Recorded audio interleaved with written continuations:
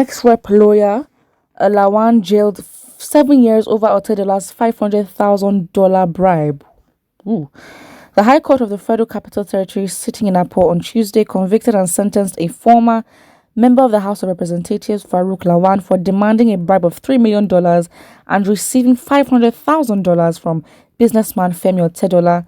The court found Lawan guilty of 3 charges against him and sentenced him to 7 years imprisonment for the first count, 7 years for the second count, and 5 years for count 3. The jail terms would run concurrently. The court also ordered him to return the $500,000 bribe. While delivering the judgment, Justice Angela Ataluka stated that the prosecution proved that the case is beyond reasonable doubt and found the ex-lawmaker guilty of the charges. Oh wow. In suit number FHCHCCR 76-2013, Lawan, a former representative of the Bagwai Shanunu Federal Constituency of Kano State between 1999 and 2015, and former chairman of the House of Representatives ADHOC Committee on Fuel Subsidy in 2012, was brought before the court over a $3 million bribery charge filed by the Independent Corrupt Practices and Other Related Offences Commission on behalf of the federal government. The prosecution had accused him of demanding a bribe of $3 million and obtaining $500,000 from OTEDOLA as inducement to remove his company from the list of indicted companies before the House of Reps ad hoc Committee on Fuel Subsidy. OTEDOLA, chairman of Zenon Petroleum and Gas Limited, has told the court that he did not mount any pressure Lawan to remove his company's name from the list of firms indicted for fuel subsidy fraud in 2012. OTEDOLA said rather Lawan, the then chairman of the ad hoc committee, got from him $500,000 out of the $3 million the lawmaker demanded. He said the company was not involved in the fuel subsidy regime and there was no basis for it to be indicted, but Lawan only demanded money for him as a means of extortion. OTEDOLA told the court that he watched on television how Lawan moved the motion for the removal of Zenon Oil from the list of indicted firms after receiving the $500,000. However, he said from his company his company was actually delisted from the list as a result of documents supplied to show its innocence. But then you still paid. OTEDOLA, a prosecution witness in the trial, had said the $500,000 offered to the defendant was from the Department of State Service. He said the money was given to him by the DSS to set a trap for Lawan after petition the DSS. The delivery of the judgment was slightly delayed as a result of the downpour in Abuja, which caused interruption in the power supply in the courtroom. Open power, wow. The downpour also had the courtroom dripping with water from leaking roof. What? How does that even relate? Okay. Now things are clear because at first, we kept reading to get to the bottom of this because I'm like, it takes two to tango. But understanding how corrupt again, I think more investigation has to go on because I'm so confused how OTEDOLA is gonna get away, or Zenon Oil is gonna get away with this, because again it takes two to tango and you could have chosen not to pay. But then you said the DSS, so how can they prove that the DSS gave the funds to OTEDOLA to then pay? Because again, it's like, this is so confusing. You're telling me, because again, when this happened was when? 2015, this is 2021. So 6 years later, they're suing the man. This politics is really a dirty game, because you cannot tell me that this, because I think, was it 2015 or 2013? Because when you think to 13, I think that was when there was the whole, fuel subsidy thing and all that.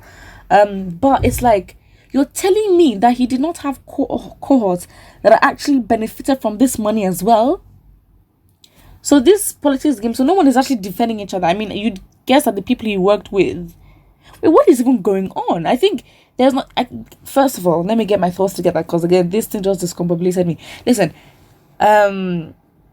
because again, it seems as though this man was double crossed. Because again, people in the GSS tried to trick him, as OTEDOLA stated. But first of all, it takes two to tango. Because again, it's like, how come? Because then let's look at the list of other fuel or other what do you call it, petrol or fuel companies that were delisted, and who also got that reversed, and how they did it. Because again, now the Xenon oil led by OTEDOLA is claiming that they got undelisted, if that's even a word, as a result of papers that prove their innocence. However, it's like you still pay the money though, and this is 6 years later. I'm so confused. Who are you trying to get at? Let's look at the comment section. Somebody says Farouk for my hand was one of the strongest voices in the lower chamber and the reason he was made chairman of that committee. But again, why were his colleagues not shared in this judgment? That's what I'm saying. I'm like, this man was double crossed, and I would be angry. I mean, they want to send this man to jail. I mean, he has 3 counts of like 5 years, 7 years, 7 years. I mean, not gonna lie, the man should just get angry and expose all of them that were with him. But then again, who am I to say this? I don't know how they run. I don't know how they run their thing there, their politics. That's what so many people are arguing. Some of the opinion that 7 jail term ends everything. The man becomes his own after the jail. 7 years jail term is a punishment for taking bribe. Okay. Most of me that Femi Otedola has been making billions of public funds. Nigeria only works for politicians and well-connected elites. We need a nation that will surely be closer to the masses. This story is so confusing. I think there needs to be more details about it. It's 6 years later. Why did they not, get hold of him, let's say at least a year after this whole brouhaha? And if the if the DSS did not have sufficient proof to, get this man, why would you then use a company? You see, that's what this person is saying. Because Nigeria only works for politicians and well-connected elites. Why would you use a company and you give them funds? I mean, are you actually joking? Are you actually joking? Look at our country right now. This is so embarrassing. But at this point, it's literally a show. Nigeria is literally just a show. And you know what? These seasons, they're getting more funny. The actors are doing a fantastic job. But again, as Nigerians, we need to stop this. We need to start from scratch and literally I'm still in shock. I'm not in shock that this can happen. I'm just in shock at the randomness of all things. Of all things.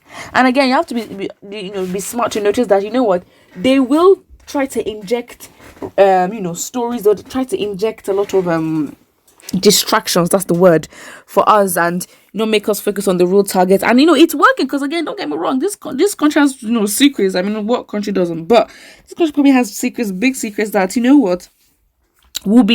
will be juicy for Nigerians to get distracted, but we cannot get distracted, because again, this is just so random.